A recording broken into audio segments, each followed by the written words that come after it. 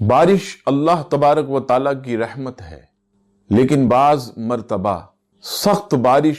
جسے تیز بارش کہا جاتا وہ لوگوں کے لیے نقصان دہ ثابت ہوتی ہے۔ جب بھی تیز بارش ہو تو صحیح بخاری کی ایک حدیث پاک میں نبی پاک علیہ السلام کی ایک دعا کہ آپ صلی اللہ تعالی علیہ وسلم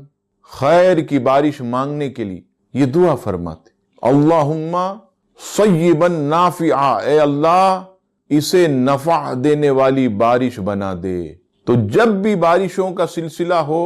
نبی پاک علیہ السلام کے اس مبارک ارشاد پر عمل کرتے ہوئے ہاتھ اٹھائیں اور پڑھیں اللہم صیبا نافعا،